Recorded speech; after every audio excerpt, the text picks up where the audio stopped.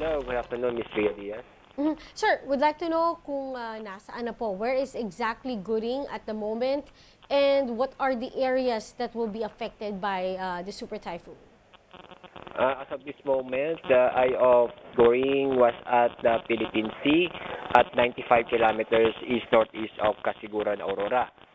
Yes, it maintains strength. Now, the sense of sustained winds of 185 kilometers per hour and gustiness of up to 230 kilometers per hour. Signal number 3 is up over eastern portion of Isabela, while signal number 2 over eastern portion of mainland Cagayan, northern and central portion of Isabela, extreme northern portion of Aurora, and the eastern portion of Quirino. Signal number 1 over Batanes, rest of Cagayan, including Babuyan Islands, rest of Aurora, rest of Quirino, rest of Isabela, Apayao, Nueva Vizcaya, Ifugao, Mountain Province, Kalinga, Abra, eastern portion of Ilocos Norte, eastern portion, Polillo Islands, eastern portion of Benguet, eastern portion of Nueva Ecija, and Calaguas Islands. These areas will continue to experience stormy weather, which is experience moderate to heavy rain and gusty winds. Mr. Aurelio, is there an opportunity or a possibility rather that Gooding make landfall, and until when is Gooding expected to be at the Philippine area of responsibility? This is on the forecast track. The Goring moves in a loop direction, and it may make landfall.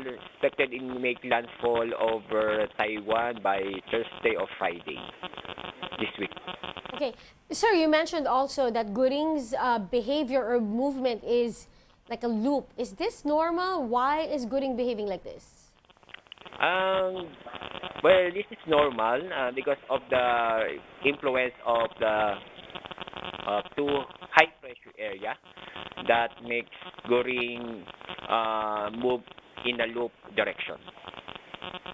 Okay, final question, sir. Other than Gooding, are we looking into other weather disturbances also coming inside the Philippine area of responsibility in the coming days? There's a low pressure area outside the Philippine area of responsibility, estimated at around 2,000 kilometers east of Visayas. And this low pressure area has a possibility to develop into a tropical cyclone. So we continue to monitor this weather disturbance. All right, thank you, sir, for sharing with us all those information. That's Pagasa Weather Specialist, Mr. Adskar Aurelio. Meanwhile, Super Typhoon Gooding continues to lash out heavy rains over some parts of Luzon. In Cagayan, raging flood waters are now being experienced along some roads in the municipality of Baggao. In Ilocos Sur, residents of Barangay Banawang in the municipality of Santa experienced non-stop rains. In Abra, the San Antonio Elementary School in Benguet was submerged in knee-deep floods due to the downpour. In Zambales, ankle-deep floods were also experienced by residents of Barangay Gregorio in San Antonio. Now here in Metro Manila, moderate rain showers are being experienced in cities like Pasig. We'll be back with more stories after the break. Keep it here on One News.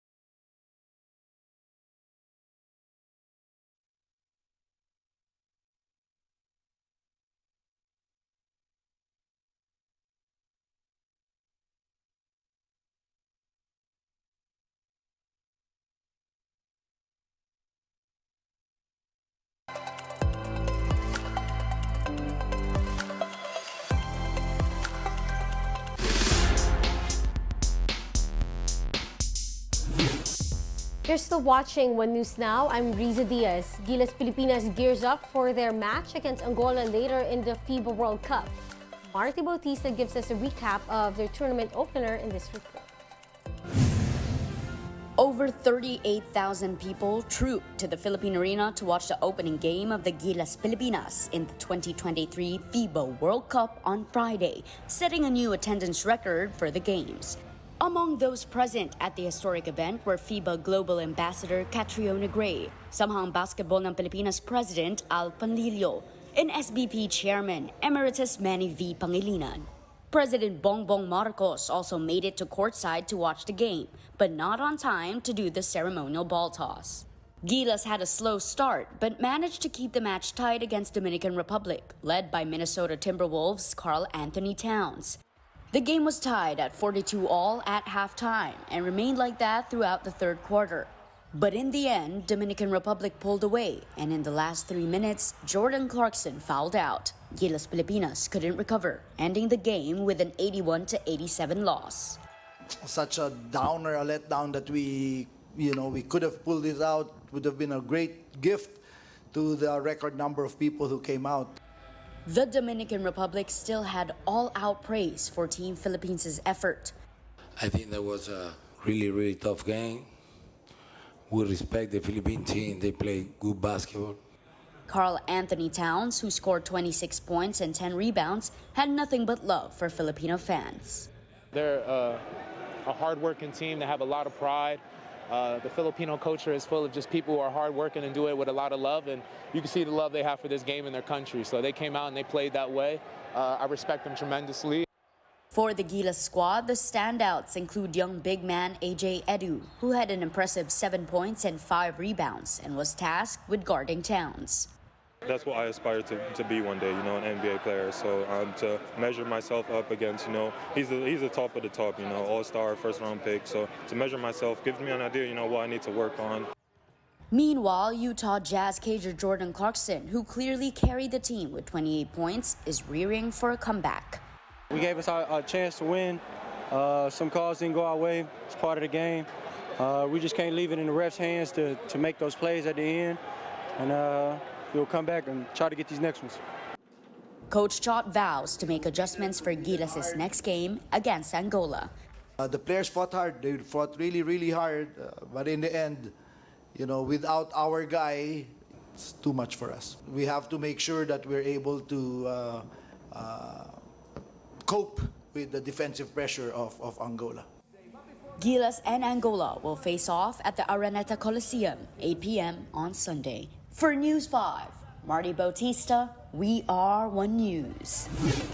Let's now take a quick look at other stories we're watching. The Justice Department files murder charges against expelled Congressman Arnie Teves. This is in connection to the death of Negros Oriental Governor Ruel Degamo in March and other cases of killing in 2019. The Commission on Elections is set to hold a ceremonial activity for checkpoints today. This comes as the election period begins with the filing of local certificates of candidacy set to begin on Monday. And Uniol Philippines projects another round of oil price hikes in the coming days. Diesel may go up by up to 60 centavos per liter, while gasoline could either increase by 20 centavos or have no movement at all. And those are the top stories of the hour. Join us later at 2 in the afternoon as we continue to monitor the day's biggest stories. I'm Riza Diaz. We are One News.